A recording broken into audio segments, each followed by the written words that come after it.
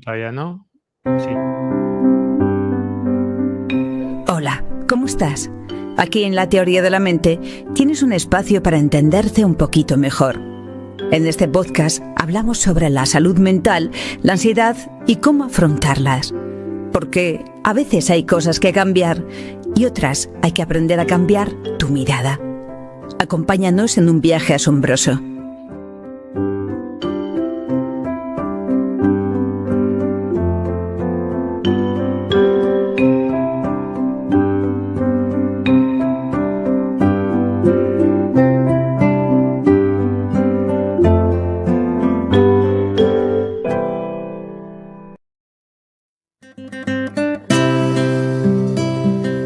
Tomé conciencia de cada una de las vértebras y de la cantidad de músculos y ligamentos que componen la mitología de nuestro organismo y que, como con los dioses griegos, nuestra única forma de relación es a través del sacrificio.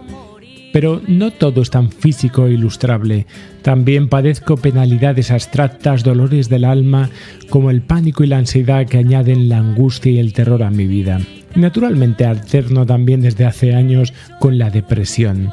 Las noches que coinciden varios dolores, esas noches creo en Dios y le rezo. Los días que solamente padezco un tipo de dolor, soy ateo. Y así comienza Dolor y Gloria, que es una de las obras más personales de Almodóvar.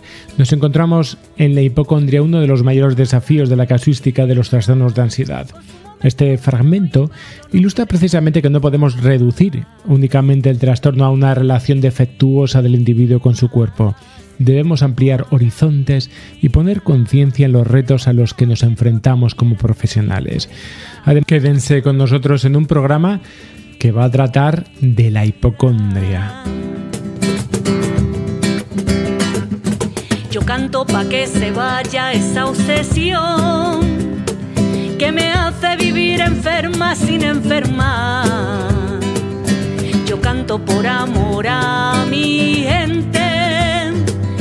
Yo canto siempre a la injusticia. Y hoy tratamos también, y hoy nos acompaña Laura Onrubia, que no solamente es la voz de esta canción, sino que además nos ha embarcado también en un proyecto, tanto a Alberto como a un servidor, en la que, pues hemos escrito un libro colaborando con otros autores acerca de la hipocondria. El libro se llama Cuando abracé la hipocondria y hoy hablamos con su editora. Cantemos a la vida, deja atrás a quien no te quiera, cura bien tu herida. Tu herida. Cantemos a la vida, con su momento bueno y malo nos queremos viva.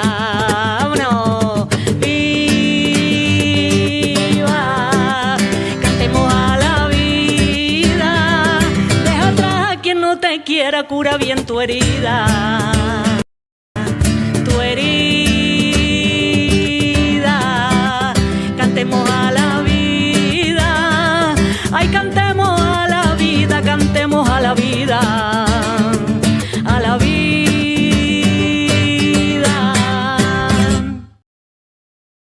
Pues a lo mejor alguna vez has sentido que un síntoma físico se puede convertir en una obsesión.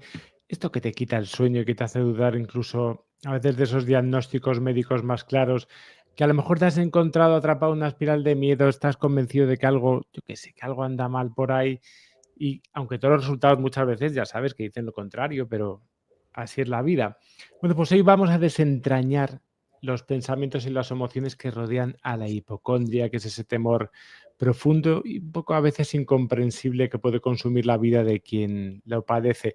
Pues bienvenidos a todos los que estáis ahora mismo en directo escuchando el programa y también un saludo para todos los que vais a escuchar este programa, pero bueno, ya grabados, que nadie tiene más mérito que otros. Pues yo soy Rubén Casado, soy psicólogo, ya me conocéis, y nos acompaña también Alberto Madame, que también le conocéis, que también es psicólogo, que también es de la casa, y que juntos hemos colaborado en un libro que ha editado precisamente la persona a la que vamos a entrevistar hoy, que es Laura Onrubia, y que se llama ese libro Cuando abracé la hipocondria. Y hemos intentado plasmar la complejidad, ¿no? Nosotros hemos escrito 2 capítulos, pero hemos intentado plasmar la complejidad de vivir con este trastorno y queremos profundizar en cómo realmente convivir con la hipocondria. Vamos a compartir algunas observaciones que quizás sean útiles desde nuestra práctica clínica y vamos a explorar algunos enfoques terapéuticos que pueden ser útiles para superarla. Así que prepararos para un viaje, un poco para el entendimiento. ¿Cómo estás, Laura? ¿Cómo estáis, Alberto? Muy buenas, ¿qué tal estáis? Muy bien, gracias. Yo muy bien también, muchas gracias. Bueno, la primera pregunta obligada es, ¿por qué nos metiste en este embrollo, Laura? ¿Qué pasa? Bueno, porque la verdad que yo quería que este libro estuviera formado por los mejores, o por lo menos hasta ahora los que yo conozco. Y bueno, pues por mi relación y mi paso por Amadad y realmente todo lo que me aportó Amadad, pues sabía que podía contar con grandes profesionales y personas y por eso os invité y os agradezco de verdad muchísimo la colaboración, ¿no? tan altruista que habéis tenido. Pues ha sido una experiencia el haber escrito también, porque hemos hecho 2 capítulos, Alberto, ¿a que sí? 2 capítulos. Sí, ¿no? Para nosotros desde luego muy interesante también y siempre es una buena excusa tener que hacer este tipo de contribuciones también para investigar también científicamente y profundamente, ¿no? Algunas de estas cuestiones. Así que Rubén y yo hemos tenido un proceso de escritura muy colaborativo donde hemos ido compartiendo muchas cosas y para nosotros muy enriquecedor también.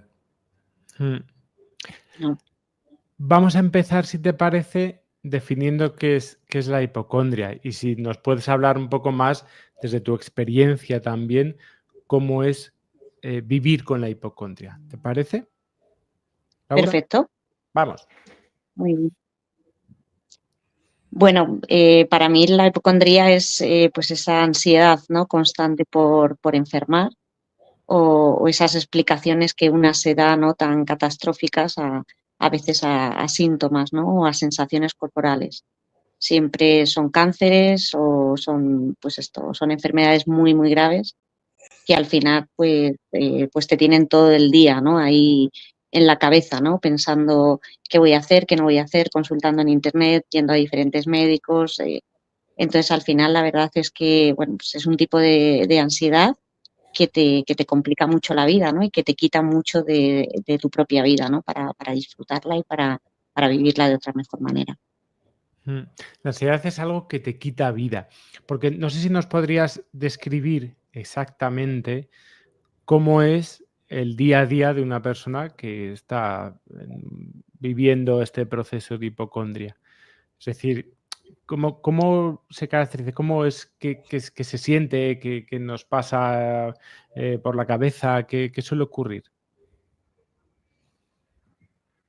Pues bueno, en concreto en mi caso, la verdad que pues a veces desde que me levanto pues ya empiezo como con una energía así bastante bajita y casi que lo primero que hago es como un escaneo, ¿no? corporal de qué siento, qué no siento.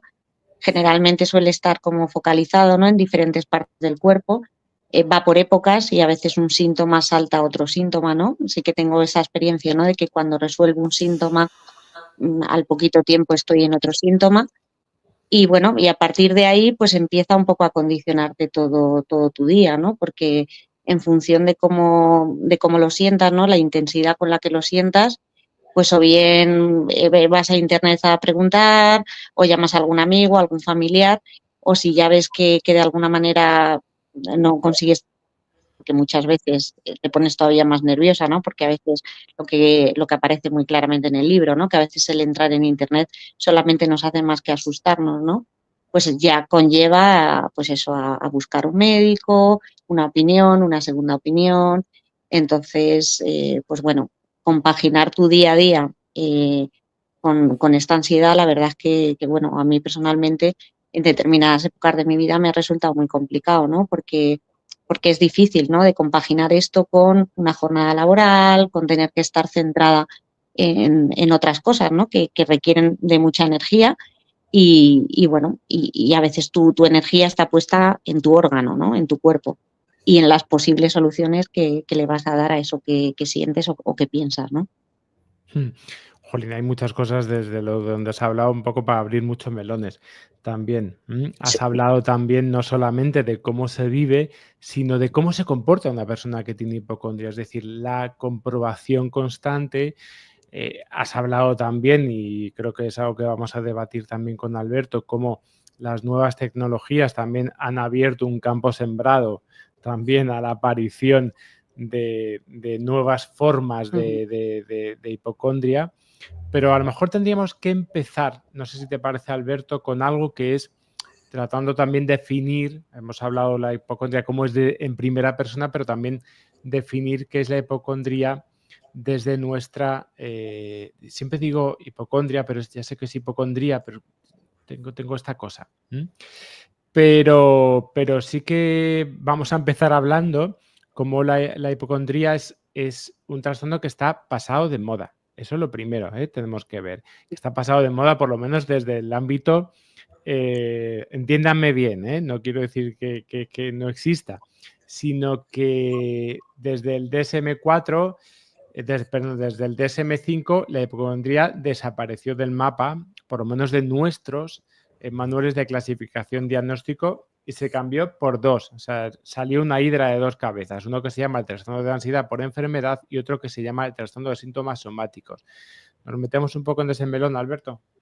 Sí, y de hecho es que fíjate, cuando nos explicaba un poco Laura, con carácter general, yo creo que ha tocado justo los dos palos, ¿no?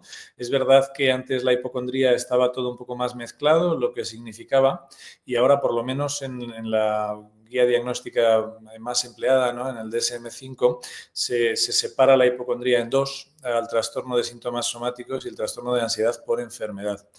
Y aquí, fíjate, yo no es que yo sea partidario de crear más entidades diagnósticas, porque a veces no hacen falta, pero en este caso en concreto, yo creo que sí da una precisión que mencionaba bien Laura, ¿no? El trastorno de síntomas somáticos existe cuando hay un síntoma físico que se siente así, sin perjuicio de que reaccionamos a él de manera desproporcionada. Este síntoma muchas veces, me ha gustado mucho lo que decías, Laura, va cambiando, ¿no? Porque como al final el tema está en el proceso y no en el contenido, pues el síntoma además va cambiando, ¿no? Y luego hay otro animal, ¿no? Distinto ya al trastorno de síntomas somáticos, que es el trastorno de ansiedad por enfermedad. Y aquí no hay síntoma, o no lo hay prácticamente, o no lo hay, pero sí hay una preocupación, una mirada hacia el futuro y una preocupación de a ver qué me podría pasar a mí y por qué podría yo enfermar. Y hay una especie de ansiedad anticipatoria ahí.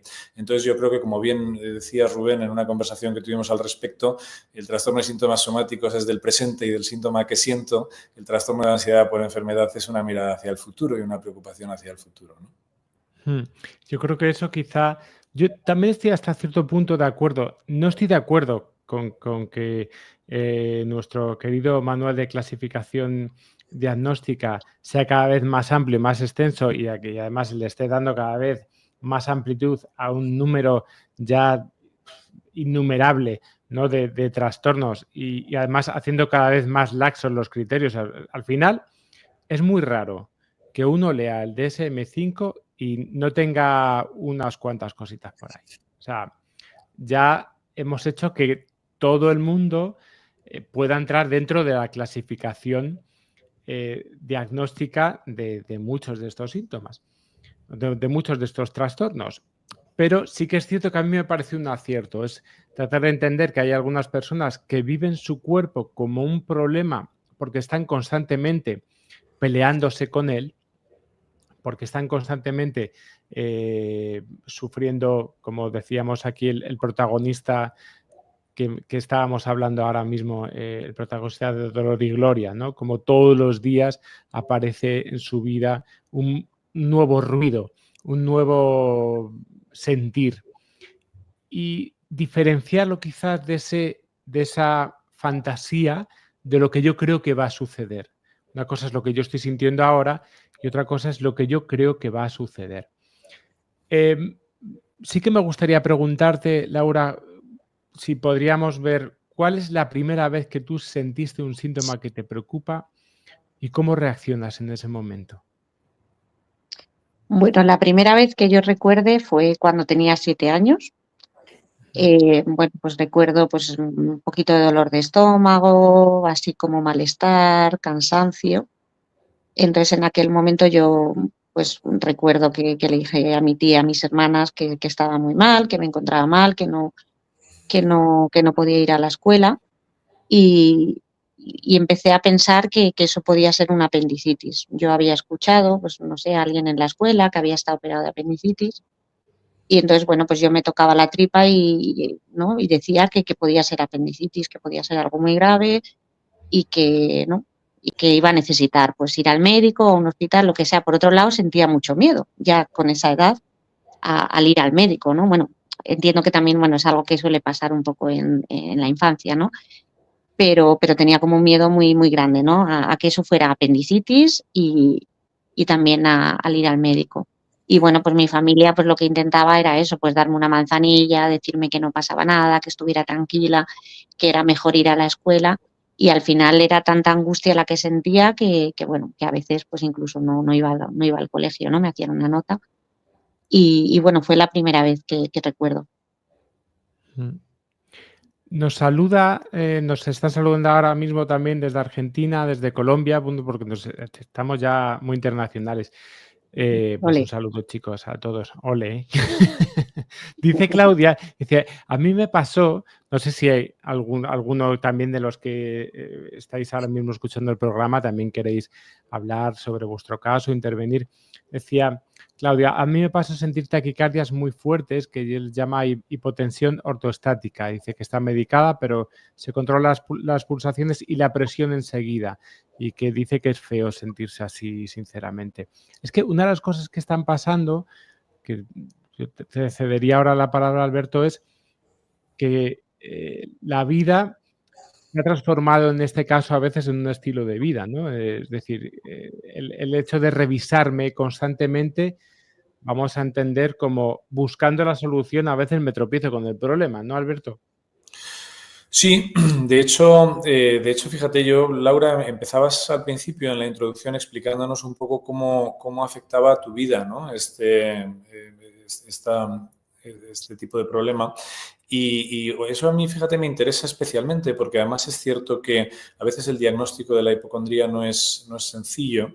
Y a mí, fíjate, entender un poco cómo te ha afectado, que ya lo has explicado un poquito al inicio, ¿no? Cómo afecta en tu vida diaria y cómo afecta también en el ámbito de relaciones, ¿no? Con las personas. Esto es algo que se cuenta, no se cuenta, se pierde uno planes, no se los pierde. Pues eso, si nos dieras una visión de eso, pues nos parece muy interesante, ¿no? Cómo afecta esto en el entorno y en la vida. Sí, hombre, claramente afecta muchísimo, ¿no? En el área social. De hecho, yo creo que es un tipo de ansiedad que habla bastante del vínculo, ¿no? Y de la forma en la que generamos los vínculos, los creamos, ¿no? Por lo menos en mi caso, hablo siempre desde mi experiencia. Y es que, bueno, pues al final tu tema principal es cómo estás, cómo te sientes, lo que crees que te está pasando, lo que crees que te va a pasar, ¿no? Entonces, a veces llenamos las conversaciones de esto, ¿no? O sea, el contenido de nuestras conversaciones son esto. Entonces, esto evidentemente influye, ¿no? A la hora de construir las relaciones, ¿no? O de vincularnos con los otros, ¿no?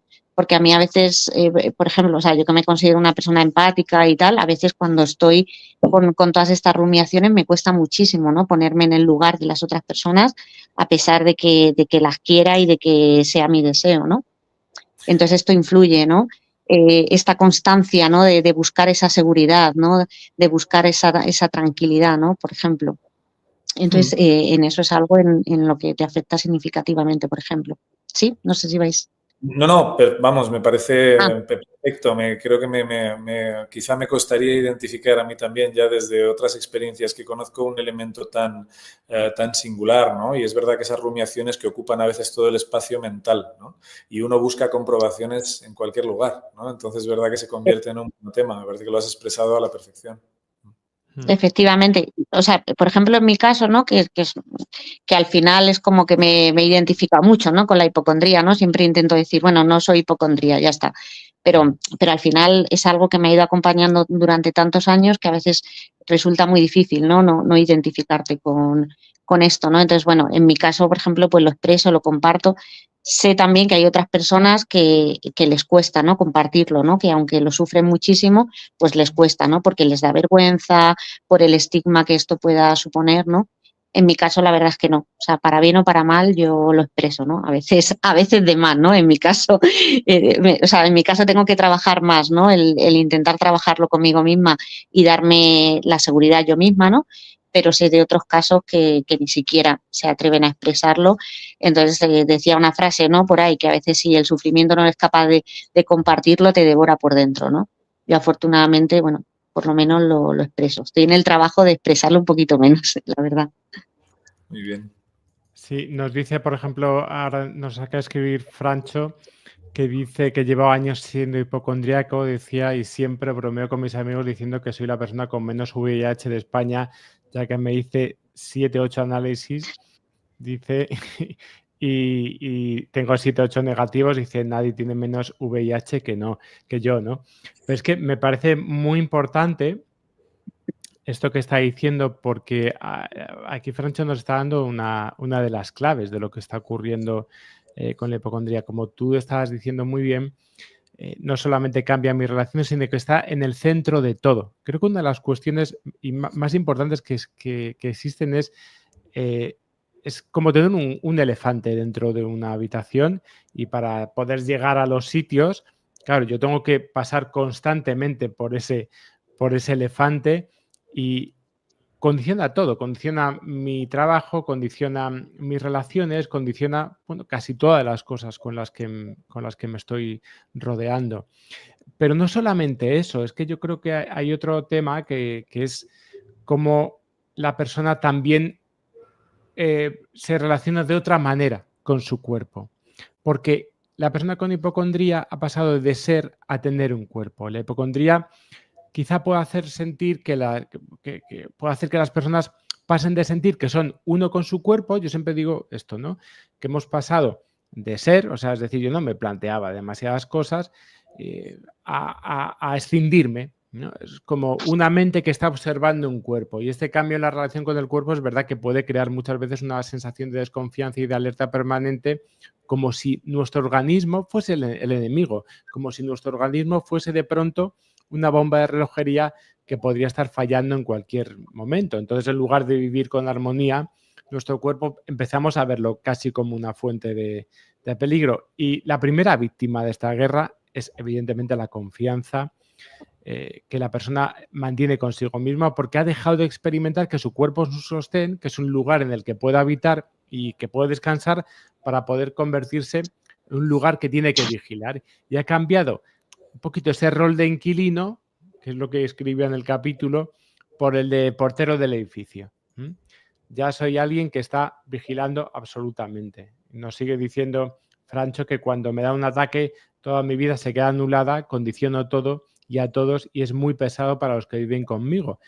Porque ahí estabas hablando algo muy interesante, que tiene que ver precisamente con, oye, ¿cómo manejo estas sensaciones con las personas que me rodean? Porque hay veces que uno se lo puede callar. Es igual que hay dos tipos de hipocondría, ¿no? La que va al médico y la que nunca va al médico, que es otro elemento. Cada uno se coloca, ¿no? Dice Claudia, dice, exacto, Rubén, dejé de confiar en mi cuerpo, yo lo monitoreo todo para que todo esté bien por las dudas, y eso desgasta, ¿no? Entonces, sí que tratar de entender cómo hay veces que, no sé cómo, porque ahora vamos a entrar un poco en el elemento comprobatorio y el hecho de cómo esto a veces se parece un elemento, tiene un elemento TOC, que yo creo que es muy, muy, muy importante. Pero no sé si a ti te sirve hablarlo. Laura, ¿tú qué piensas? En mi experiencia, la verdad es que sí que pienso que sirve el hablar, ¿no? Porque es una forma de liberar la tensión, ¿no? De sacar la tensión. Entonces, en mi caso, en general, la verdad es que también depende un poco de quién es el otro, ¿no? O sea, o de qué manera el otro recibe lo que le dices, ¿no? Porque a veces si te encuentras a un otro o a una otra que te dice, ay, qué pesada eres, ya estás con lo tuyo, no paras de quejarte, a ver si es que quieres llamar la atención, ¿no? Bueno, todos estos argumentos torpes que a veces aparecen, ¿no? Mucho más de lo que deberían de aparecer, y a veces incluso en profesionales de la salud. pues ahí te sientes mal. Claro, te sientes mal porque dices, madre mía, ¿no? Pero bueno, la verdad yo me siento muy afortunada porque bueno, tengo un entorno, la verdad, social maravilloso que me escucha, que me apoya, que me acompaña y en ese sentido, la verdad, me considero una mujer con mucha suerte, ¿no? Cuando me planteaba hacer el libro, lo hacía también pensando en que probablemente haya personas que no tengan esa suerte que tengo yo, ¿no? Y que bueno, o sea, me imagino que debe ser mucho más complicado, ¿no? Por la experiencia que yo he podido tener con algunos otros bueno, que o no te han respondido de una forma respetuosa o tal, ¿no? Entonces, en ese sentido, bueno, yo sí que tengo una buena experiencia, ¿no? También porque lo he como naturalizado, es decir, porque lo pongo sobre la mesa, o sea, no tengo vergüenza en mostrar esta vulnerabilidad, esta duda, esta fragilidad, no tengo vergüenza, o sea, la pongo encima y entiendo bueno, que eso también puede ayudar a otras personas a poner sus propios miedos, ¿no? Y sus propias dudas, ¿no? Porque todo el mundo las tenemos, aquí no nos salvamos nadie. Entonces, bueno, desde ahí lo vivo yo. ¿Y tú qué crees que necesitas del otro en este caso? Porque claro, del otro no estás necesitando, o qué es lo que estás buscando en tu interacción con el otro. Porque a lo mejor no estás buscando, el otro no es médico en muchas ocasiones, el otro no es... ¿Qué crees que uno está buscando ahí? Yo creo que lo que busco, o yo principalmente lo que se suele buscar es un poco, primero, una escucha, ¿no? Una escucha activa, que bueno, pues que te escuchen, que quizá a lo mejor no es tanto que te digan una solución o no sé qué, porque realmente esto no va de recetas mágicas, ¿no? Pero por lo menos que haya cierta escucha y cierta comprensión, ¿no? Y que no haya un juicio. Es decir, que no pongan encima ese sufrimiento psíquico que tú tienes, ¿no? Pues un estigma o una mala palabra, ¿no? A mí a veces simplemente eso, ¿no? Con la escucha, con el respeto, a mí ya es como que me libera mucho, la verdad. Es como que me hace más pequeño, ¿no? Toda esa rumiación que siento dentro. Nos pregunta en este caso, bueno, nos están dando mensajes, dicen Laura, me gustaría conocerte, quizá nos podrías ayudar a hablar de nos podría ayudar a hablar de estas cosas, dice no conozco más hipocondríacos, soy una persona muy fuerte a otros niveles, salvo por esto, te están diciendo. Y una pregunta que nos Pues está yo diciendo encantada. Claudia. Y una pregunta que nos está diciendo Claudia Alberto es, ¿por qué al hipocondríaco le cuesta relajarse y dejarse llevar por el momento? Bueno, fijaros, yo, vamos, doy mi opinión así más clínica y pues seguro que Laura tiene mucho que aportar parecido o distinto. Bueno, yo creo que aquí efectivamente me vienen a la cabeza dos elementos. Por un lado, me viene a la cabeza la gestión de la incertidumbre. La gestión de la incertidumbre es algo complicado y fijaros por qué espacios tan pequeños se cuela la duda, ¿no? Siempre también en los trastornos obsesivos compulsivos, como decía Rubén, que tienen algunos puntos en común, la duda se cuela por el espacio más pequeño. Por eso decía Francho también, me he hecho no sé cuántos test y aún así pues el test tiene un tiempo tranquilizador hasta que se vuelve a colar la duda otra vez por allí, por espacios muy pequeños, ¿no?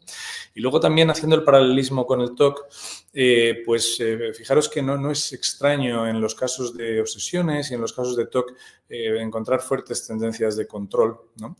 Cuando uno tiene una fuerte tendencia de control, dejarse llevar no es fácil. Tiene uno que vencer una tendencia natural. Entonces, a mí me vienen a la cabeza que estas dos cosas son relevantes, ¿no? Para responder a esta pregunta. Claro, en el fondo es cómo vamos a pasar de una relación en la quebrada de la persona consigo misma, es decir, lo que habíamos hablado antes, ¿no? Uno se convierte un poquito en ese enemigo, ¿no? En esa voz que le está susurrando, oye, ¿y si? ¿No? Porque ¿y si gana todo? Cualquier pregunta que empiece con un easy ha ganado cualquiera. Es decir, tú puedes decir, no, pero es que tú fíjate, porque es que al final, no. Easy puede ganar, porque easy no tiene límites. La vida sí, la vida tiene límites, pero easy no tiene límites. Y, oye, pues al final nos damos cuenta que en el momento en que iniciamos esta búsqueda, porque no olvidemos, el hipocondríaco no es masoquista. El hipocondríaco está buscando una solución a lo que le está pasando. No es que le encante llamar la atención, ni preocuparse, no tiene nada que ver con eso, que esas son cosas ya muy antiguas. diríamos que la persona está buscando la mejor solución que en ese momento sabe. Y a lo mejor a lo que más se puede en ese momento arrimar, ¿a qué es, queridos, queridas? Al control, ¿no? Porque el control es por lo menos el que le va a asegurar, oye, ¿no? Que como estaba diciendo Alberto, que oye, que las cosas, a ver, van a estar bien. Lo que pasa es que, claro, ante el easy no hay control que valga. Y la idea sería cómo en esa búsqueda de soluciones estoy generando un problema. En el fondo se parece mucho al TOC. El TOC, como todo el mundo sabe, tiene que ver con esto. Hay una obsesión, una idea obsesiva, una idea intrusiva en la persona y hay un montón de intentos de solución para precisamente poder llegar a esa sensación de tranquilidad, porque lo que estaba diciendo Alberto es totalmente cierto. Convivimos muy mal, hipocondríacos, no hipocondríacos, con la incertidumbre. Lo que pasa es que la hipocondría es una cara de cómo convivimos mal con la incertidumbre. Pero anda, que el que está esperando que le puedan echar de su trabajo, o el que tiene mal de amores, o el que se parece. Donde yo pongo mi lugar, donde pongo precisamente el foco es diferente. Pero lo que tenemos que entender es que el mecanismo es muy parecido.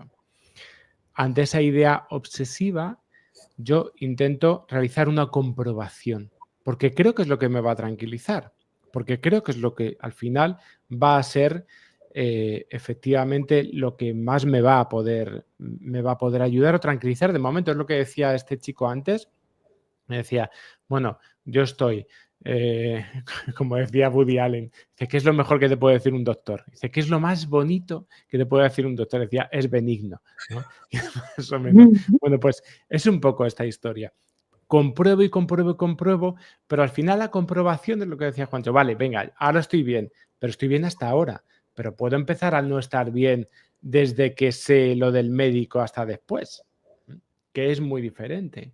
Entonces, claro, hay que entender que hay un mecanismo que en ese intento de solución precisamente está creando más incertidumbre, porque ¿cuál es la némesis de la persona con hipocondría?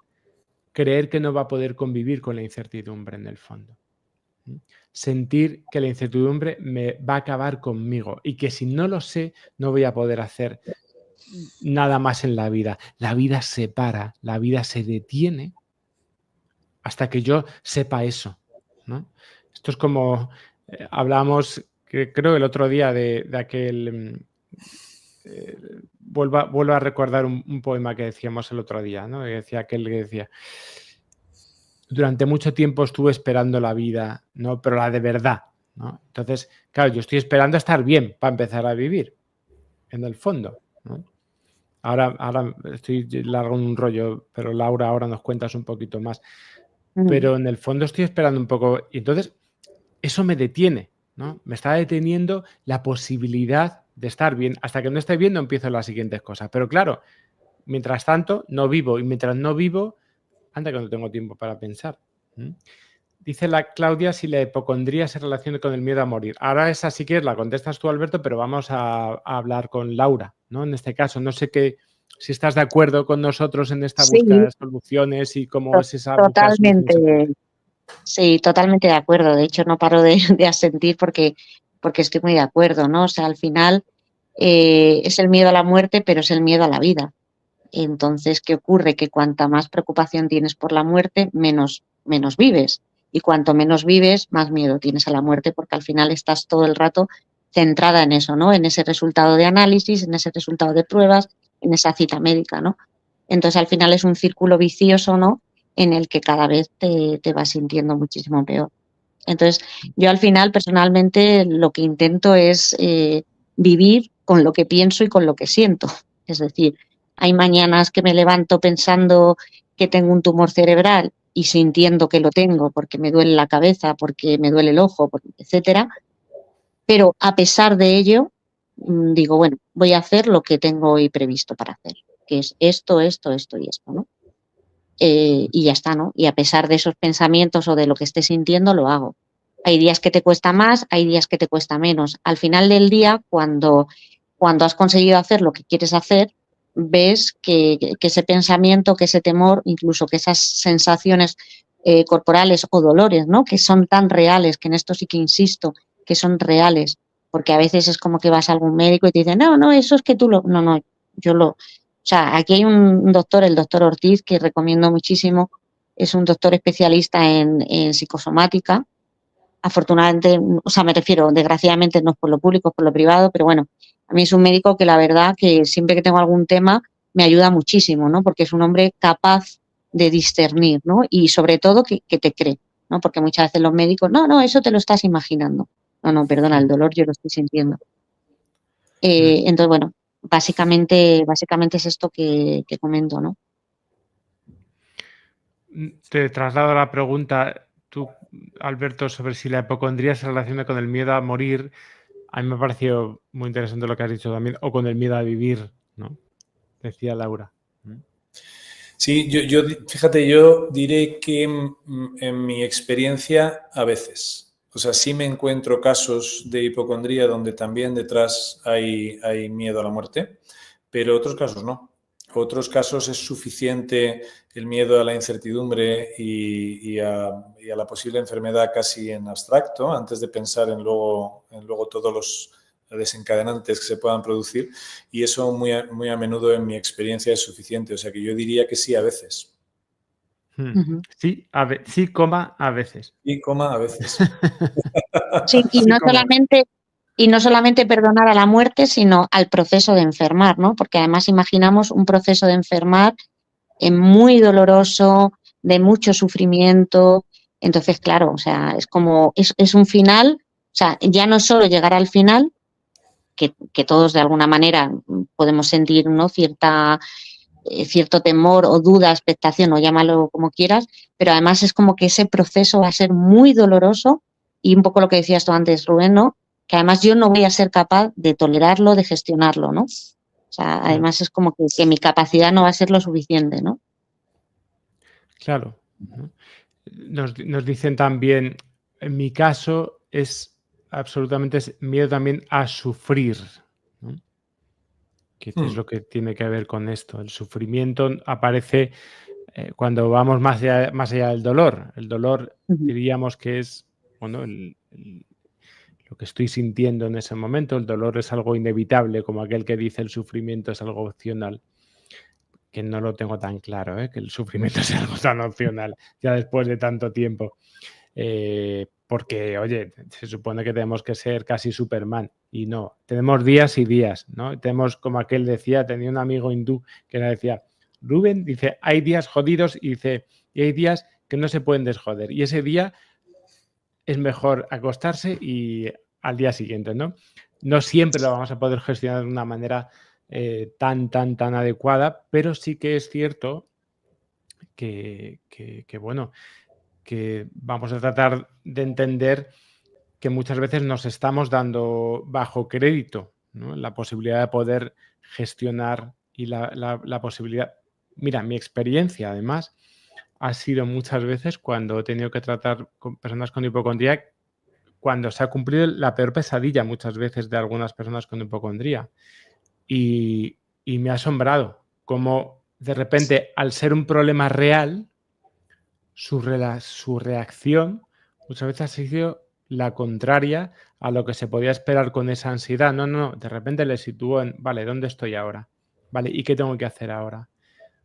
Bien, eso no implica que haya una manera de reaccionar, pero por lo general creo que reaccionar ante lo que está pasando, a veces, porque al existir eso existe una serie de límites. Es totalmente diferente a la posibilidad. La posibilidad siempre, casi siempre, es mucho peor de lo que está pasando en ese momento. Nos dice... Sí. No, iba a decir, Rubén, que es que esto que dice es justo cuando uno analiza un poco las preocupaciones más funcionales de las más disfuncionales, justo este elemento es básico. La preocupación más disfuncional normalmente es más inconcreta y nos lleva más al miedo y a la parálisis un poco, ¿no? Y la preocupación más funcional es más concreta y nos pone en modo acción. Muchas veces una realidad, por dura que sea siendo real, nos pone en un estado más funcional que simplemente la imaginación de esto, ¿no? Entonces sí, me parecía que es acertado eso, sí. Melo hace un ejercicio de fe, aquí nos está diciendo, y dice que gracias a la sintomatología de la ansiedad contrastó, se da cuenta que o aprendió que ya no mira la analítica, que espera que se lo diga la doctora. Que realmente es todo un ejercicio por aceptar precisamente esa incertidumbre, en el fondo. Y tratar de entender que la incertidumbre al final es una emoción como cualquier otra, que la incertidumbre tiene su inicio, tiene su mantenimiento, pero si no la alimentamos todo el rato, pues si no la hacemos el centro de nuestra vida, es decir, si además, como decía, ahora os cuento, un documental maravilloso que se hizo que se llama Los demás días, que hizo un amigo mío que es médico, que ha estado alguna vez en el programa también, era médico de paliativos, y entonces él cuenta cómo, pues como su trabajo, además un trabajo de paliativos ambulatorio, es decir, él tenía que ir a las casas y contaba los demás días, tiene que ver con ese chiste en el que está Snoopy y Carlitos y dice Snoopy, ¿sabes que un día nos vamos a morir? No, creo que dice Carlitos, ¿sabes Snoopy que un día nos vamos a morir? Y dice sí, dice, pero hoy no, ¿no? O sea, él habla y él precisamente estaban hablando aquí si hay que aceptar la muerte o no. Le decía, mira, esto lo habla con él, esto de la muerte, ¿cómo que aceptar la muerte? No, nosotros lo que tenemos que hacer es, observar la vida y entender, mientras tanto, que de momento no nos estamos muriendo, ¿no? Que de momento estoy viviendo, pero aceptar la muerte o prepararse para la muerte son cosas que dices tú, bueno, mira, anda que no he hablado yo con médicos de paliativos, con enfermeras, con no sé qué. A mí es un tema que siempre me ha impresionado también y es un tema que siempre me ha fascinado, ¿no? El hecho de cómo en realidad los miedos a la muerte tienen que ver, en el fondo, con los miedos a la vida, ¿no? Tienen que ver con, hostia, pero ¿cómo vivo con esto? ¿Cómo vivo sabiendo esto? ¿Cómo vivo sabiendo esta incertidumbre? ¿Cómo gestiono todo esto que me está sucediendo? Dice Claudio, tomando lo que dice Laura sobre las capacidades, ¿se podría decir que si uno siente más seguridad en nuestra capacidad puede ayudarnos a bajar el monitoreo sobre síntomas? ¿Qué diríamos, Alberto? Nuestra capacidad de, perdón, que no... Sí, te pillaba así como un cervatillo. No, pero que no nuestra capacidad sobre qué es la parte que no he entendido bien, perdón. Dice, tomando lo que dice Laura sobre las capacidades, ¿se podría decir que si uno siente más seguridad en nuestra capacidad puede ayudarnos a bajar el monitoreo sobre síntomas? Bueno, yo sí pienso que efectivamente el monitoreo sobre síntomas tiene mucho que ver con esa sensación previa de ansiedad, ¿no? O de preocupación. Eso nos pone en modo alerta y hace dos cosas. Hace, primero, que en modo alerta seamos más sensibles a todo lo que pasa y lo detectemos más.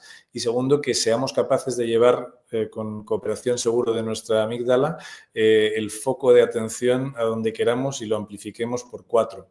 Y esto sí parte de una sensación previa que tiene que ver, en mi opinión, con la ansiedad, con la preocupación, con la vulnerabilidad. Yo creo que en la medida en que nos sentimos más relajados, más aceptantes y menos vulnerables, sí somos capaces de controlar estas cosas que se perciben como tan involuntarias y tan incontrolables a veces. Uh-huh. Bueno, no sé si nos podrías decir, Laura, qué elementos a ti te han ayudado. No sé si esto es algo que también has podido trabajar dentro del ámbito terapéutico o, o si has encontrado también tus propios medios, tus propios métodos. ¿Qué es lo que tú sientes que sí te ha ayudado? ¿Cuáles han sido quizá los recursos de los que más has podido tirar? Pues mira, en esa reflexión he permanecido, ¿no? Durante un poco la coordinación del libro, ¿no? Para mí realmente el libro era un poco el compartir y el poner al servicio, ¿no? Pues todo lo que a mí me ha ido ayudando, ¿no? Y de ahí, bueno, pues el ir contactando, ¿no? Con diferentes profesionales y además de diferentes disciplinas, ¿no? Porque sí que he visto, ¿no? Que la ayuda puede venir de diferentes lugares, ¿no? Entonces, bueno, a nivel terapéutico, por ejemplo, una de las herramientas primeras que conocí con 18 años que tenía un momento de ansiedad por enfermedad muy grande, o sea, con el contenido de infartos, fue la terapia psicodramática en grupo. La verdad que puedo decir, o sea, bueno, de hecho en el libro aparece Teodoro Herranz, un gran experto del tema. Sí que, bueno, pues puedo decir que el psicodrama, sobre todo en grupo, yo lo he probado a nivel individual y en grupo, me funcionó muchísimo, ¿no? Lo que es el poder dramatizar, ¿no? De las emociones, los sentimientos, las situaciones, incluso ese temor a la enfermedad. No sé, o sea, las obsesiones se iban, o sea, se iban. O sea, es una, o sea, no sé muy bien ahora mismo cómo explicarlo, o sea, necesitaría mucho tiempo, ¿no? Para poder explicar, ¿no? Sí. Todas las escenas que trabajé a lo largo de 4 años, ¿no? O sea, hice un trabajo maravilloso. Entonces, para mí, por ejemplo, la terapia psicodramática es algo que yo, por mi propia experiencia, me ha ayudado mucho, ¿no? Ujú. Luego, todo lo que tiene que ver con la terapia cognitivo-conductual, que trabajé en Amadas, con Olga, ¿no? En ese caso, con la agorafobia, pero que además también, ¿no? Intento aplicarme, ¿no? Con la ansiedad por la enfermedad, ¿no? El aprender a exponerte, el aprender a conocer, ¿no? Cómo funciona la ansiedad me parece fundamental, ¿no? Porque sí que creo que aunque hay algunos tipos de terapia más psicodinámicas, ¿no? Que te dicen, bueno, el síntoma déjalo y vamos a ver lo que hay debajo. Yo sí que puedo decir por experiencia que lo que hay debajo es muy importante trabajarlo también, por supuesto, pero que el síntoma, como muy bien explicabais vosotros en los capítulos, habla mucho de la persona, de su entorno, de su forma de vivir el mundo, ¿no? Y que además la sintomatología es tan latosa que nos puede condicionar mucho nuestro día a día. Entonces, conocer como bien explicáis en los capítulos, la lógica de la ansiedad, ¿no? Y el aprender a identificar esos pensamientos, ¿no? Y el aprender a aceptar que no hay verdades absolutas, ¿no? Y que hay que aprender a tener cierta tolerancia a la incertidumbre, pues creo que es fundamental. O sea, creo que pasa mucho por esto también. Claro, una Sí. de las cuestiones... ¿Ibas a decir tú algo, Alberto? No. No, Ah, vale, asentí. perdóname, es que tenía un mal sonido. Lo que dice Laura me parece algo muy importante y es tratar de entender, a mí es algo que siempre que me fascina. La hipocondría es un trastorno que está relacionado con la ansiedad, pero a mí siempre, o puede ser la agorafobia o la ansiedad social, a mí lo que me interesa es como muchas personas en situaciones muy diferentes llegan a ciertas lógicas comunes. Los patrones de las personas con hipocondría es verdad que siguen ciertas lógicas y siguen caminos comunes y quizá a lo mejor no podamos comprender o no podamos aceptar la lógica de la ansiedad, pero es fundamental entender que la ansiedad sigue ciertas reglas y que si aprendemos a identificarlas podríamos ahorrar mucho esfuerzo y dejar de dar vueltas siempre a las mismas ideas. El principio de Ana Karenina, recordando ahora, es que es un principio que me fascina. Me encanta porque dice, chicos, dice... Todas las familias felices se parecen unas a otras, pero cada familia infeliz lo es a su manera. Sin embargo, podríamos argumentar que las personas a veces infelices muchas veces tienden a creer que lo son de una manera única o que lo son de una manera original, pero creo que no es del todo cierto. Creo que lo que vamos entendiendo es que todos tenemos algo de carne y de patatas. Unos un poco más de carne, otros con un poco más de patatas, pero vamos a entender que el sufrimiento humano sigue mecanismos comunes y que son similares entre diferentes individuos porque Ujú. los cuadros que nos vamos encontrando son parecidos unos a otros. Aquí estáis hablando en el chat y nos damos cuenta de que, oye, están los que evitan más al médico, los que existen como patrones comportamentales parecidos. Y una de las cosas que podemos ver, y a lo mejor por ir vislumbrando algunas de las técnicas que más se usan, por lo menos desde la terapia cognitivo-conductual, es esto que hablamos de la exposición con prevención de respuesta, que es la técnica que mejores resultados ha presentado hasta ahora para poder reducir la mecánica de comprobación que prolonga ese comportamiento hipocondríaco. La búsqueda un poco de lo que hablábamos antes, de esos elementos comprobatorios para aliviar esa sensación, las pruebas médicas, preguntar si de verdad que estoy bien, pero de verdad, los diagnósticos, esos inventos del diablo, que son esos medidores de tensión portátiles, las búsquedas por internet, ¿no? Incluso tiene un nombre, ya está cibercondria, ¿no? Ahora hablamos, Alberto, pero proporciona un alivio inicial, y esto es cierto, porque ¿para qué se busca eso? Para buscar un alivio inicial. Sin embargo, paradójicamente contribuyen o prolongan la mecánica que mantiene el trastorno, porque esto nos enfrenta a un elemento crucial, que el verdadero enemigo no es tanto la conciencia de la enfermedad en sí, sino la creencia de que yo no puedo soportar la angustia, identificando muchas veces en el fondo la angustia con la enfermedad. Se parece un poquito a...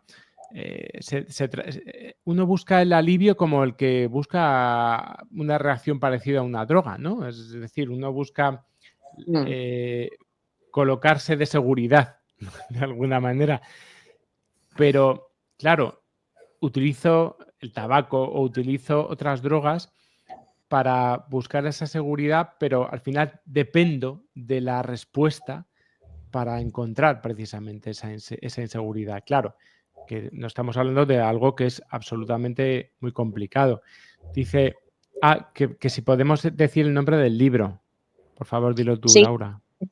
Cuando abracé la hipocondría, que además el libro, o sea, el título del libro para mí tiene un sentido, ¿no? Y hablo de abrazar porque es una forma de aceptar, ¿no? También, ¿no? Porque al final te das cuenta que esto no va de pelearte con la ansiedad y de pedir que se vaya y que esto se me quite, ¿no? Sino de aceptarlo, ¿no? Y más, en mi caso, vamos, yo he podido comprobar, ¿no? Que cuando abrazas ese temor, ¿no? Pues la ansiedad se rebaja muchísimo. Fíjate, bueno, hay dos cosas aquí que nos acaban de poner que me parecen súper interesantes. Nos dice Ismael, a mí me ayudó mucho lo del dicho, mal de muchos, consuelo de tontos, por ejemplo, con la pandemia. Nos dice, en la pandemia, como solo nos fijamos en los síntomas del COVID, la ansiedad me bajó precisamente por el foco puesto en otras cosas. El foco. Antes hemos hablado del mecanismo, ¿no? De esto de prevención de respuesta, pero también es esto del foco, hacia dónde miramos, me parece que es otro elemento importantísimo, ¿no, Alberto? Sí, yo lo que mencionábamos antes, ¿no? Un poco donde ponemos el foco, tenemos la atención, tiene una capacidad de amplificación extraordinaria, ¿no? De lo que pasa a nuestro alrededor, de lo que vivimos, de lo que experimentamos y sin duda el cambio de foco tiene una capacidad brutal. El problema es que cuando algo nos preocupa, la atención se convierte en un proceso un poco rígido porque está guiada por mecanismos de supervivencia y nos cuesta quitar la atención del lugar. Pero sin duda el dónde tenemos el foco de atención determina nuestra experiencia y nuestra interpretación de la experiencia enormemente. Totalmente de acuerdo. Sí, ¿no, Laura?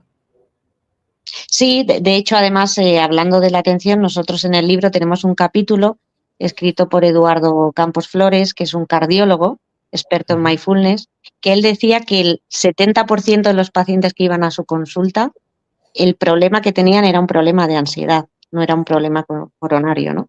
Y él tiene un capítulo en concreto que nos habla del mindfulness, ¿no? Que es otra de las herramientas que yo también practico y formo parte de un grupo de mindfulness semanal dirigido por este médico, por Eduardo, y vamos, tiene unos beneficios maravillosos. Otro de los elementos que a mí, por ejemplo, me ayuda mucho, que también aparecen en el libro, es la marcha nórdica.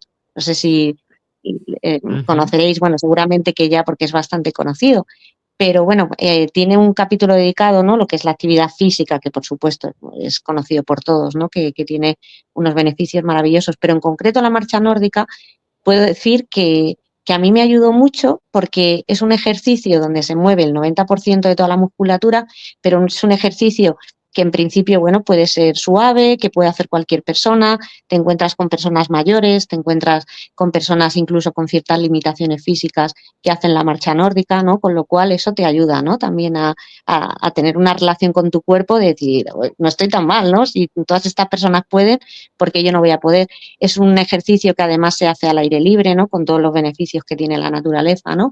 Y además se hace en grupo y además se hace con un monitor, que en el caso de la hipocondría es algo que ayuda un montón, porque a mí a veces cuando, por ejemplo, a lo mejor quería hacer ejercicio y lo hacía sola en casa y tal, pues enseguida me estaba observando más o tal, ¿no? O a lo mejor si me iba a hacer una ruta con alguien, pues te viene este pensamiento de no voy a poder, no voy a llegar, mi cuerpo no tal, y el ir con un monitor, ¿no? Que te va animando, no sé, es como un ejercicio súper completo que yo recomiendo un montón, ¿no? Mucho más que a lo mejor empezar con un ejercicio más cardio, ¿no?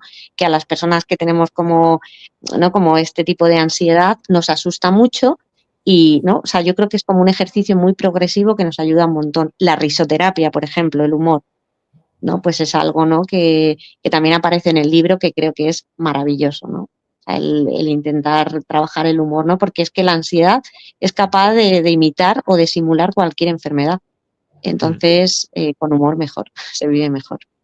Claro, estás hablando de dos factores que son importantísimos. Primero, que el ejercicio, de hecho, en el último libro, voy a hacer un spoiler, no, voy a hacer anuncio en mi libro. En el libro Mente de mono, cerebro de vaca, hago una comparativa de muchos estudios que se han realizado con respecto a la actividad física y los beneficios de la actividad física con respecto a la ansiedad, y las he comparado con muchos estudios en los que se han comparado antidepresivos versus ejercicio físico, y como en muchas ocasiones el resultado ha sido mucho más similar de lo que nos imaginamos, porque también el deporte nos ayuda a reconectarnos.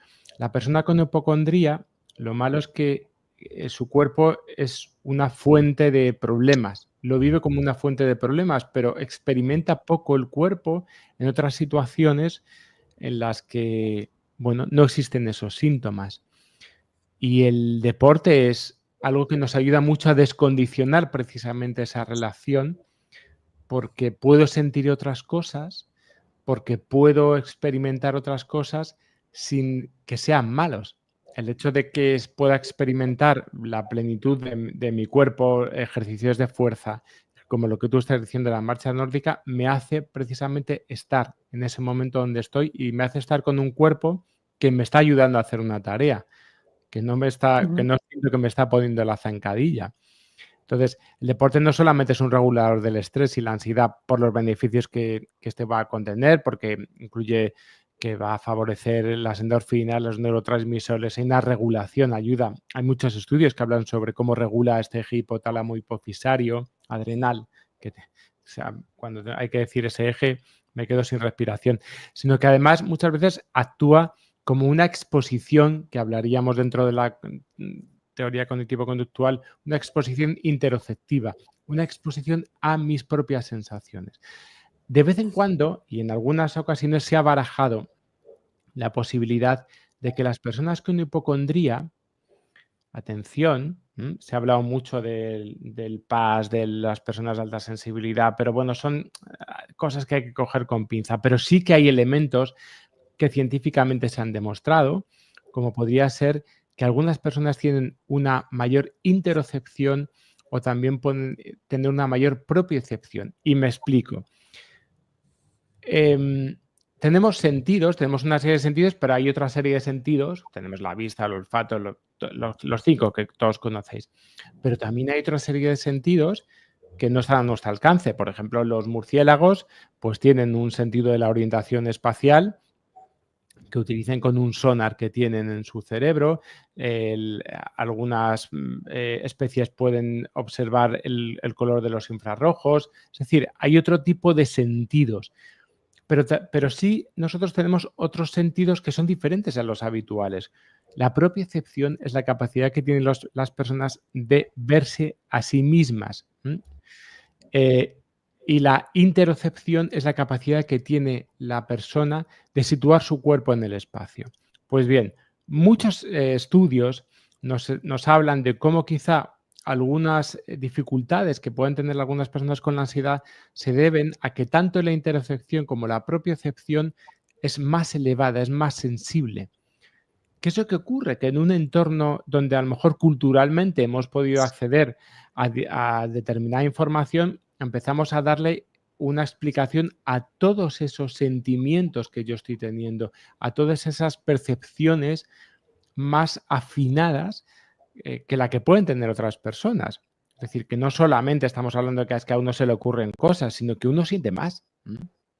Y eso estoy diciendo no tanto desde entornos que no están tan validados como estos estudios de Elaine y Aaron, que algún día podríamos hablar sobre qué es un PAS, que un PAS al final dices, bueno, pues ya está, el que se ha leído el test para decir que eres PAS, que son 10 preguntas, pues no sé, depende mucho de la sugestión, pero la propiocepción y la interocepción dependen más de otro tipo de componentes y eso es un elemento importante. Y otra de la cuestión de la que estás hablando, que me parece muy importante, es el humor.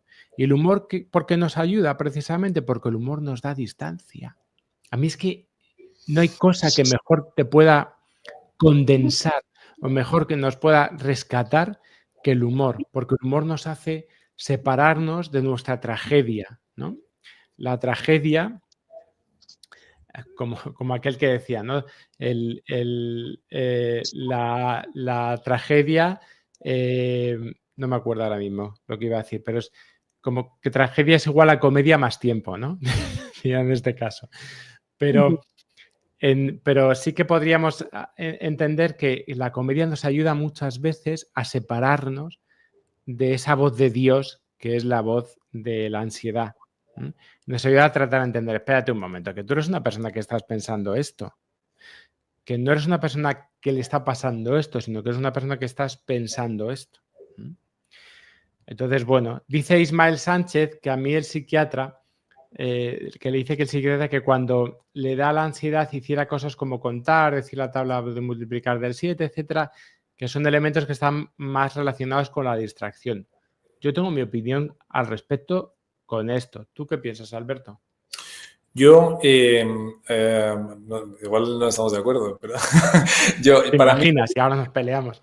O sea, para mí la distracción es a veces una buena herramienta, sobre todo al comienzo, cuando la ansiedad está muy arriba o cuando estamos en un momento ya muy en el bucle.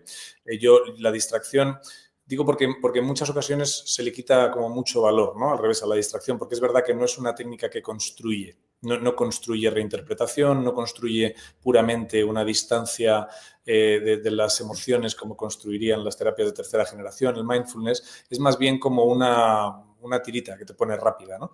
Entonces es verdad que para mí, sin ser una técnica constructiva en ese sentido, y por tanto prefiero otras técnicas, pero sí que es cierto que sobre todo al principio de la terapia o cuando la ansiedad está muy arriba, yo juego con todo, siempre lo digo. Entonces, si hay algo distractor que me puede ayudar, pues también lo uso. No es el punto final, pero a veces es una ayuda en el camino.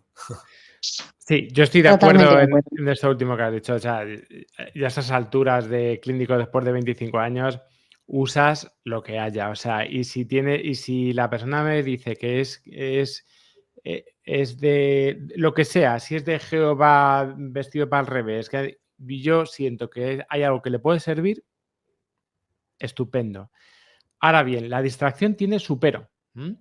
La distracción tiene su elemento en los que efectivamente puede servir en ocasiones como una forma de no poder precisamente aceptar esa incertidumbre. Es decir, tengo la distracción y lo utilizo como un elemento de, bueno, ¿en qué pienso? ¿En qué pienso ahora? ¿En qué pienso? Pero si a lo mejor lo que estoy pensando es lo que tengo que tratar de desarmar, en lugar de tener que estar huyendo todo el rato de lo que estoy pensando. Como tengo alguna persona, alguna vez me contaba el otro día una paciente, entonces yo me pongo, es peluquera, entonces yo me pongo, digo, y estoy todo el rato y digo, hostia, ¿pero en qué pienso? ¿En qué pienso?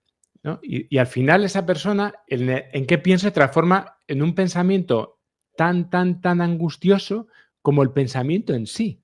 O sea, la idea de que tiene que huir de algo se puede transformar en un pensamiento tan angustioso como el pensamiento en sí.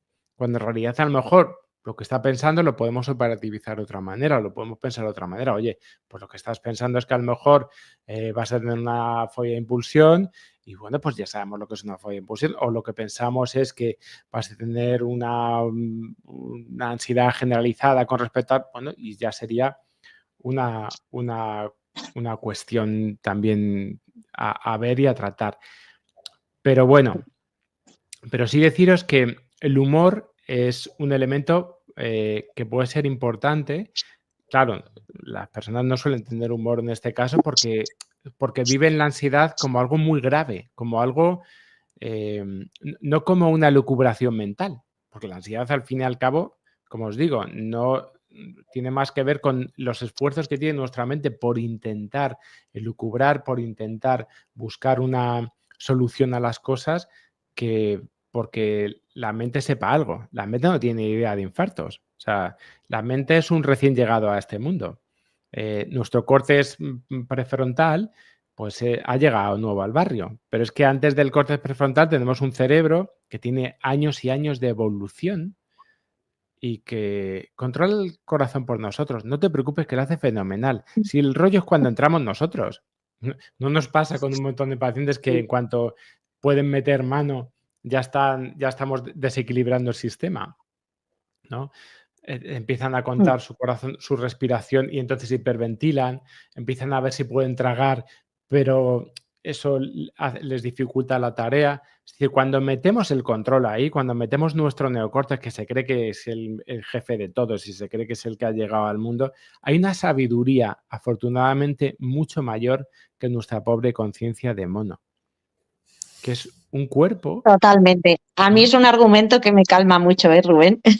Esta tarde lo volví a leer y me Sí. calma mucho, porque es verdad que el cuerpo sabe mucho más que nuestro neocortes, desde luego. Claro, nuestro neocortes, ¿qué sabe? ¿Qué sabrá? Sabrá de hacer puentes, pero de manejar a nuestro cuerpo ya, o sea, tienen ustedes, espectadores, queridos radioescuchas, tienen ustedes corpúsculos de Meissner, tienen un páncreas que no hacen caso normalmente, tienen un montón de elementos, tienen, no sé, la cantidad de procesos que puede hacer el hígado. ¿Tiene usted que controlarlo? No. O sea que en el fondo vivir tiene algo de fe, ¿no? Tiene algo de entregarse a entender, bueno, esto es un baile, chicos, o sea, nos podemos a bailar, ¿no? Y a ver qué pasa. Entonces, bueno, es un elemento que yo creo que también es fundamental. Has hablado antes de las terapias contextuales, Alberto, por quitarme un poco la palabra. Sí.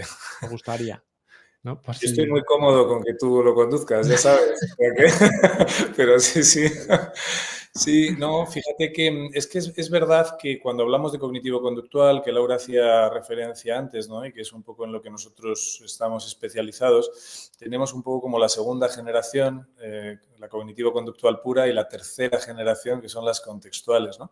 Y curiosamente aquí hay si lo tuviera que resumir mucho, además de las técnicas de conducta, pues diríamos que en la cognitiva o la cognitiva conductual lo que hacemos es que aprendemos a reinterpretar lo que nos pasa. Y en la contextual y la tercera generación aprendemos a quitarle importancia, a tomar distancia de lo que pensamos, ¿no? No hace falta igual entrar tanto a interpretar, sino que la toma de distancia del pensamiento es lo que nos funciona, y ambas funcionan bien en distintos momentos, ¿no? Entonces es verdad que cuando lo que han aportado las terapias contextuales de manera muy interesante, en mi opinión, es precisamente esto que estabais mencionando. Es decir, mire, usted tiene muchos pensamientos, por ahí yo creo que si te metes en Google te dicen que 60.000 al día, y estos pensamientos son acontecimientos mentales, pero no son ni realidades ni predicciones, son solo pensamientos, ¿no? Y en la medida en que podamos tomar distancia de estos pensamientos y no engancharnos con ellos, no fusionarnos con ellos, que dicen las terapias contextuales, pues vamos a vivir un poquito más en paz, haciéndoles un poquito menos de caso, ¿no?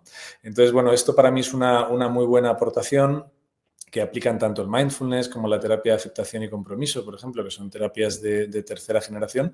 Y otra cosa que habéis mencionado antes, las terapias contextuales tienen incluso alguna técnica muy basada en el humor, muy basada en cómo, imaginándome mi voz autocrítica con según qué tonos o según qué voces, lo convierto en algo tan ridículo que me permite tomar distancia. Son todo técnicas, algunas que parecen muy absurdas, pero que se han ensayado en laboratorio con buenos resultados, ¿no? O sea que sí, definitivamente yo creo que las terapias contextuales tienen mucho que aportar, y sobre todo en esto de la aceptación y en esto de la toma de distancia de los pensamientos.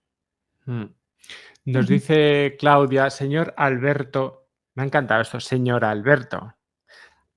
Con lo cual, tú eres el señor Alberto y yo soy el chico de la sudadera. Pues que eso demuestra que tú lo haces mucho mejor y mucho más desenfadado.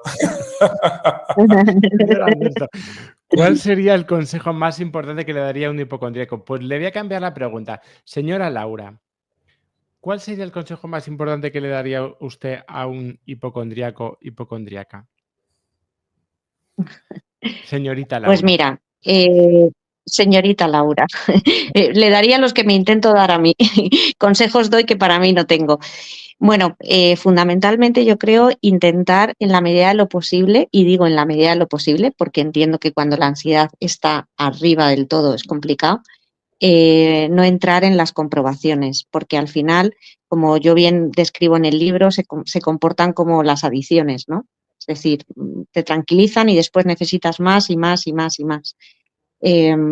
O sea, yo entiendo que a veces cuando hay un malestar o algo físico que de verdad siento que es un dolor que tal, entiendo que, bueno, que quizá uno pueda necesitar una primera consulta, ¿no? Principalmente con su médico de familia, bueno, pues para despejar dudas, ¿vale? Porque médicos no somos.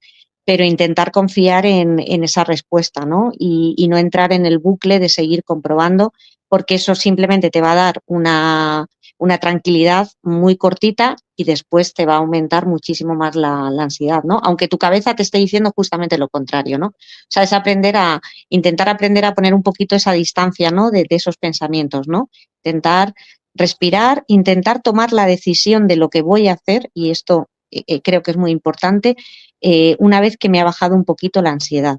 Porque si tomo la decisión cuando la ansiedad está arriba, aunque mi sistema de supervivencia me diga que eso es lo más acertado, probablemente va a ser lo que me va a meter en un bucle y me va a enfermar muchísimo más, ¿no? Entonces, intentar tomar las decisiones, yo diría, respirándolas. O sea, si una vez que respiras ¿no? Tu cuerpo, tus decisiones, decides que tienes que ir al médico, porque realmente eso es algo que tienes que, ¿no? que un profesional, vale. Pero desde la ansiedad es que todo van a ser sirenas, ¿no? O sea, la ansiedad, todos son alarmas, todos son sirenas y todo es me tengo que ir al hospital. Entonces, claro, ¿qué ocurre? Que pones todo el rato la solución en el otro. Y es que yo entiendo que la solución pasa mucho por una misma. O sea, la solución tiene que pasar también por una misma. O sea, intentar respirar para aprender que nosotros también tenemos capacidad de aprender a manejar esa ansiedad, ¿no? Que esto es un camino, que es una carrera de fondo. Intentar también, por favor, dejar el doctor Google aparte. O sea, está más que claro, bueno, vosotros también habláis de ello, ¿no? La cibercondría, ¿no? Todo esto. O sea, Google siempre, o sea, un lunar va a ser un melanoma, un dolor de cabeza va a ser, pero por lo que comentabais en los capítulos, ¿no? Todo está al final organizado a través de unos algoritmos que al final te sale siempre lo más grave. O sea, doctor Google no es aconsejable. Yo creo que es mucho más sensato poder hablar de este malestar con un amigo, con tu pareja, con alguien que sepas que te va a escuchar antes que recurrir al doctor Google. Y honestamente, si piensas que esto está yendo a más y que no lo puedes manejar, pues ponerte en manos de un profesional. Y yo sí que insistiría en que fuera un profesional especializado en ansiedad. Sí que creo que es muy importante porque a veces, bueno, pues psicólogos hay a veces muy especializados en diferentes temas, unos más en trastornos mentales graves, en ansiedad, diferentes cosas. Y sí que creo que es muy importante ir a un psicólogo, una psicóloga especializada en ansiedad. Ya no digo tanto la escuela, ¿no? Que al final lo que tú decías, Rubén, en uno de los capítulos, ¿no? Que al final diferentes escuelas pueden trabajar desde diferentes lugares y ayudar, pero sí que esté bien especializado en esto. Y luego también creo que es importante el conocer a personas que también, bueno, pues que también padecen este sufrimiento psíquico. Al hilo de la pregunta que hacía antes una de las oyentes, hemos creado un grupo, ¿vale? Un grupo que se llama Cuando abracé la hipocondría, un grupo de WhatsApp, a través también de la asociación ANTAES, que para quien no conozca es una asociación, bueno, que trabaja, ¿no? Con personas con trastornos de ansiedad. Y bueno, hacemos reuniones quincenales, ¿vale? Reuniones, pues así como la que estamos teniendo. Y bueno, nos reunimos personas de diferentes sitios de España y bueno, pues para charlar, para compartir. Estamos utilizando mucho el libro también como guía. La intención del libro es que todos los beneficios se donen para poder invitar a diferentes expertos en el tema. O sea, con esto quiero decir que es importante también el buscar personas, yo creo, que bueno, que les pasa lo que a ti, ¿no? Porque es que si no te sientes a veces como la rara, ¿no? Como la exagerada, como... Y además, desde la pandemia, que eso sí que creo que es un punto que me gustaría que tocáramos en algún momento, creo que esto se ha acentuado muchísimo más. Pero vamos, mis consejos principales, espero haber sido más o menos aclaratorias, serían esos. Un elemento muy importante que acaba de hablar Laura, que es la cibercondria, y también esta práctica que vamos a hablar del doctor Shopping, ¿no, Alberto? Sí, fijaros que, bueno, el tema de la cibercondria, solo por hacer una mínima reflexión, porque es verdad que Laura además has hecho un par de referencias, cuando entramos en Internet los algoritmos sesgan la información y nuestro córtex prefrontal también la sesga mucho. Ahí los sesgos de representatividad, por ejemplo, nos hacen pensar que lo que más aparece es lo más probable. Tan fácil como eso. Los sesgos de confirmación, como bien sabéis, nos hacen descartar información que contradice nuestro peor presagio, porque en ese momento es lo que estamos buscando, y nos hace, sin embargo, quedarnos con toda la información que confirma este peor presagio. Entonces salimos de allí normalmente peor de lo que entramos, por los sesgos informáticos y por los sesgos cognitivos. Por eso el doctor Google, como bien decía Laura, yo tampoco lo recomiendo para estas cosas. Y el doctor Shopping, efectivamente, que esto es un término así anglosajón, para esto de, ahora es verdad que también con los seguros médicos más accesibles, ahora y encima que muchos pues la consulta incluso puede ser online, o sea, ahora es como más accesible obtener un diagnóstico, y el doctor Shopping es un poco la práctica de peregrinar por distintos profesionales de la salud insatisfecho con que te hayan dicho que estás bien, hasta ver si en alguno de los casos te dan una mínima... pues es una mínima preocupación, porque en el fondo ya te digo que aunque sin quererlo, pues estamos un poco buscando cómo confirmamos esa preocupación, ¿no? Entonces este doctor Shopping, ahora más sencillo y más accesible, se convierte a veces en una práctica de peregrinaje entre diferentes profesionales de la salud. Totalmente de acuerdo. Y perdonar que os corte, pero es que al hilo de lo que has comentado, es que es algo que desde la pandemia, insisto, creo que es un tema importante a tratar. O sea, hay diferentes elementos, ¿vale?, que yo creo que son importantes y que han afectado a las personas que sufrimos de hipocondría.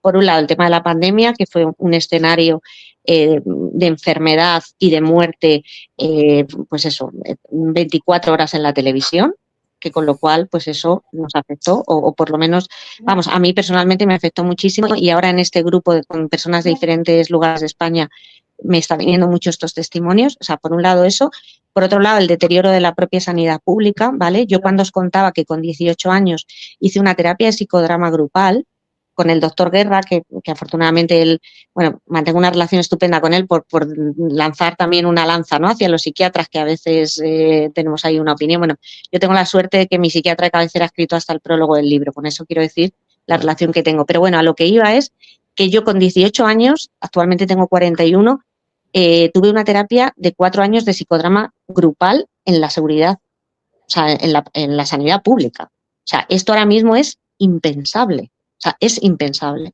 Entonces, ¿qué ocurre? Que el deterioro de la sanidad pública, al final, ¿qué ha hecho? Que tu médico de familia ya no es el que era, sino que pueden ser 3 o 4 diferentes, con lo cual eso nos afecta muchísimo a cualquier paciente en general, mucho más al paciente hipocondríaco. ¿Y qué ocurre? Que las listas de esperas, tanto en especialistas como en médicos de familia, nos han hecho a muchos, después de gastar miles de euros, como ha sido mi caso, en médicos, ¿vale?, durante y pospandemia, nos hagamos un seguro privado.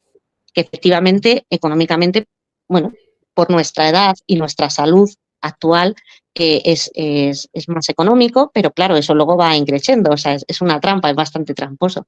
Pero bueno, a lo que voy es que efectivamente esto acentúa muchísimo el doctor Shopping, porque ¿qué ocurre? Tú tienes una aplicación que se llama Doctoralia o que se llama X, donde tú puedes ir seleccionando, pues eso, los diferentes médicos. Entonces, claro, esto a mí, por un lado, me ha ayudado, pero por otro lado me ha perjudicado muchísimo, porque efectivamente al final es una herramienta de la que yo no llego a tener control. No sé si me explico, es decir, porque cuando yo estoy en mi nivel máximo de ansiedad, al final yo no tengo ese control, entonces reservo con uno, reservo con otro. ¿Qué ocurre? Que a veces te encuentras en la sanidad privada, a veces te encuentras con grandes médicos, pero a veces te encuentras con médicos que solamente quieren hacer negocio. ¿Qué ocurre? Que entras en el exceso de pruebas. Y ojo, el exceso de pruebas sí que realmente puede conllevar a un problema serio de salud. O sea, yo os voy a contar brevemente. O sea, yo fui con unas parestesias en la muñeca y de aquella consulta me salí ya con una hoja para una operación. O sea, esto es muy heavy. O sea, me salí con una hoja para una operación. O sea, yo, claro, evidentemente hice no sé cuántas consultas y finalmente no me tuve que operar, aquello se pasó y no sé cuánto. Pero quiero decir que nos podemos llegar a tener un gran perjuicio en nuestra propia salud. De hecho, por eso yo también ha sido mi idea del libro, ¿no? O sea, también el libro es una reivindicación, ¿no? A la importancia de que la sanidad pública vuelva a estar como estaba y que tengamos muchísima más atención, ¿no? En salud mental. Porque ocurre esto, que te vas al privado. O sea, en la pública esperas meses para una prueba, pero es que en el privado la tienes en muy poquitos días, lo cual al final tampoco nos favorece porque acorta nuestro periodo de incertidumbre, que es justamente lo que tenemos que aprender a tolerar, ¿vale? Y nos mete en ese bucle, ¿no? En ese doctor shopping.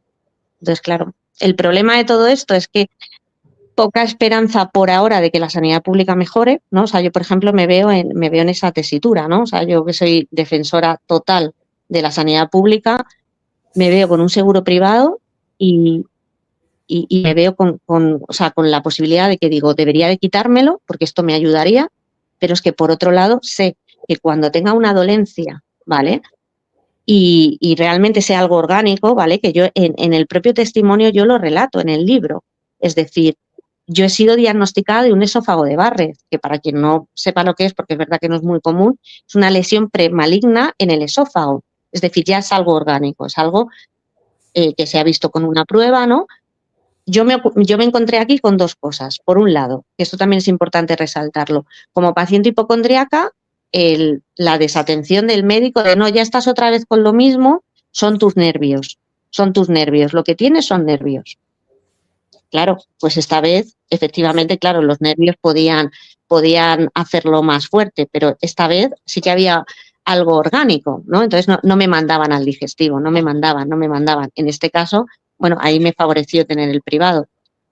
Pero ¿qué ocurre? Que al final eso también tiene un doble juego negativo para mí, que es la profecía autocumplida.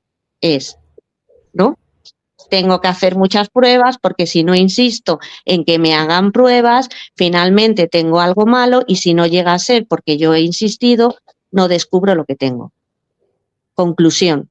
O sea, no somos solo lo que pensamos o lo que sentimos, estamos en un contexto, estamos en una cultura, estamos en una sociedad que influye también sobre lo que nos pasa. ¿Qué quiero decir con esto?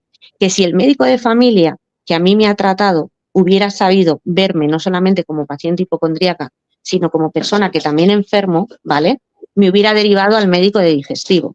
Que si el médico de digestivo en una salida pública como estaba antes, en vez de tardar un año, tardara 3 meses, yo no me hubiera tenido que volver loca compulsivamente con un médico, otro médico, otro médico.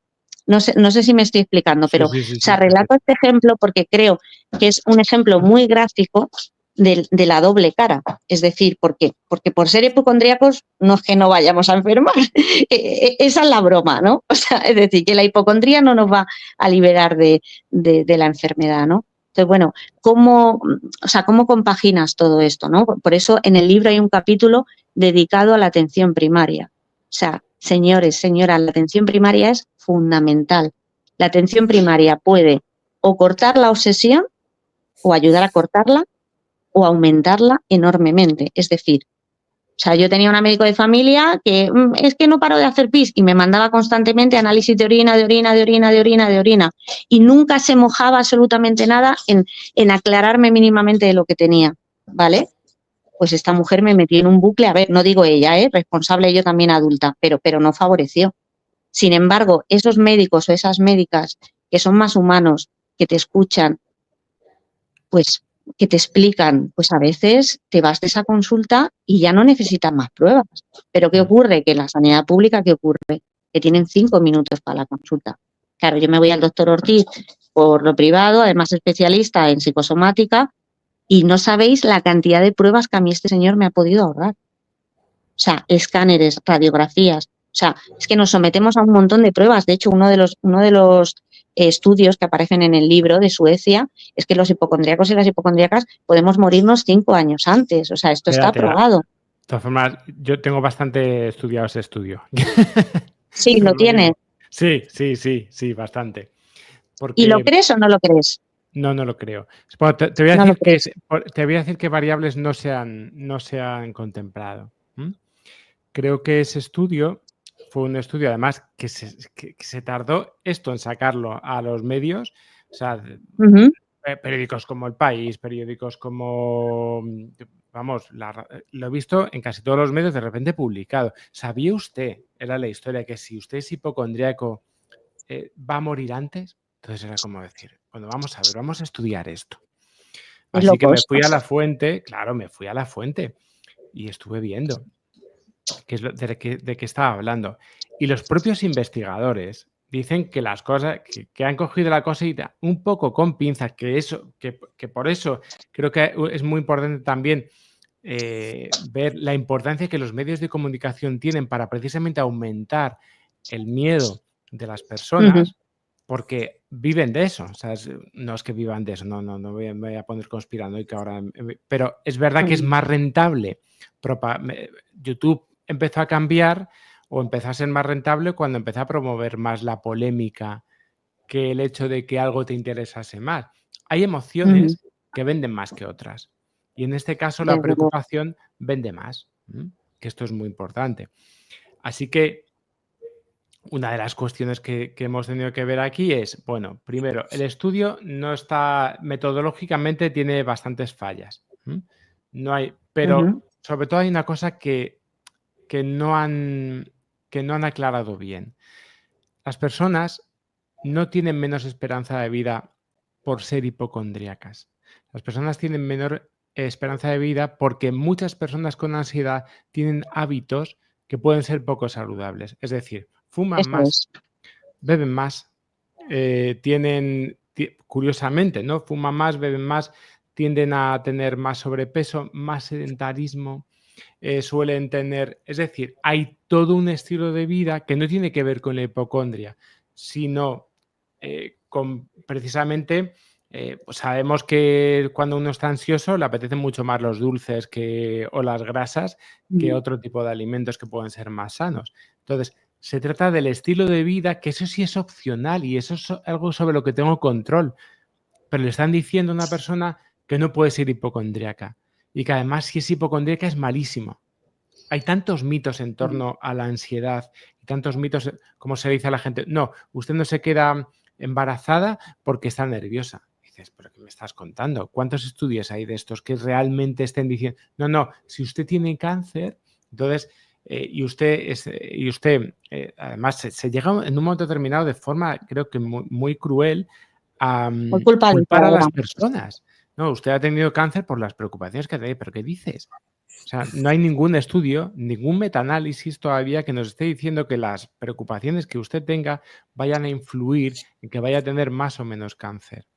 Lo que va a influir es que, bueno, pueda tener una calidad de vida mejor y va a influir en que, bueno, pues que pueda tomar a veces mejores decisiones. Pero hay que tener mucho cuidado con estas afirmaciones en el fondo. Y vamos. Sí, pero fíjate, y lo han publicado en todos los sitios y lo han publicado como un estudio desde el instituto. Quiero decirte, yo la verdad no sé si viviremos más o menos. Desde luego lo que sí que vivimos es muchísimo peor. Y desde luego lo que sí que vivimos es con unos niveles de cortisol y efectivamente vivimos muchas veces con contradicción, ¿no? Porque como yo, súper preocupada por la salud y ya con un esófago de Barrett, no dejo el tabaco, o sea, fumo 2 cigarros al día, ¿no? Pero siento una ansiedad tan sumamente alta hasta ahora que de momento todavía no he conseguido aprender a manejar eso. Es decir, que dentro de nosotros al final conviven diferentes contrariedades, ¿no? O sea, convive el irme excesivamente al médico y el no ser quizá todavía demasiado responsable, ¿no? De tener unos buenos hábitos de salud, ¿no? Yo creo que sí que es importante. Mira, yo en el libro, por ejemplo, hablo de los centros, no sé si conocerán o en diferentes ciudades habrá o no, diferentes países, ¿no? Pero, por ejemplo, están los centros de salud comunitaria, que a mí me resultan unos centros que están aquí en el Ayuntamiento de Madrid y me parece que son maravillosos también para los hipocondríacos, en general para la sociedad, ¿no? Porque habla mucho de lo que tú puedes hacer con tu salud desde lo que son los hábitos saludables, ¿no? O desde el manejo de la ansiedad, ¿no? Es decir, que pone el foco en otro lugar, pone el foco en la salud, no en la enfermedad. comentaban los compañeros en el libro también, ¿no? Qué diferente hubiera sido, ¿no? Si la gestión de la pandemia no hubiera estado todo el rato gestionada y mirada desde el foco de la enfermedad, sino desde el foco de la salud, ¿no? O sea, yo creo que es muy importante aprender a cambiar el foco. Pues sí, lo que pasa es que, chicos, llevamos 1 hora y media ya. ¿Qué tal? Se nos ha pasado el tiempo volando. Vamos a quedarnos aquí de momento. Si os parece, siento mucho tener que cortar ahora, pero es que tengo que cenar y esas cosas. Y si no, aquí me matan. Yo también. Lo que sí, por favor, perdonad, no me puedo olvidar de una herramienta impresionante, el arte, familia. El arte nos transforma personalmente y socialmente. O sea, el arte, bueno, en mi caso la música, ¿no? O sea, creo que ayuda muchísimo y la ocupación. Y el trabajo en buenas condiciones, ojo, porque el trabajo en malas condiciones nos enferma.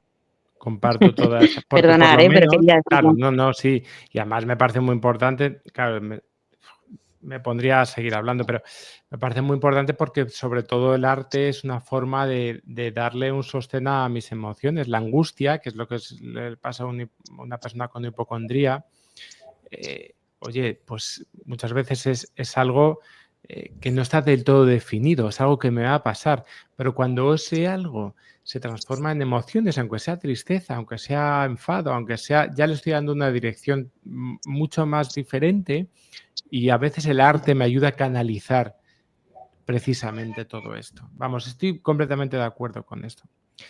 Bueno, pues se acaba por ahí lo que se daba. El próximo lunes más. Nos vemos, Alberto. El próximo lunes más. Pero todavía no sé con qué nos vamos a ver.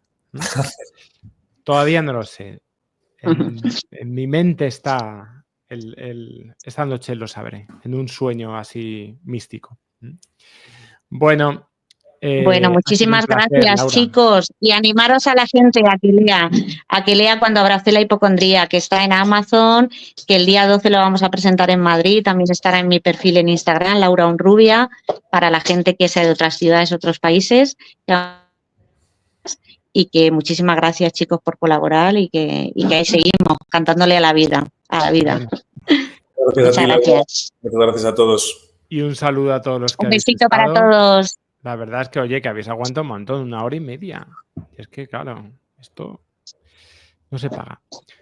Cuidaros muchísimas mucho. Gracias. Adiós.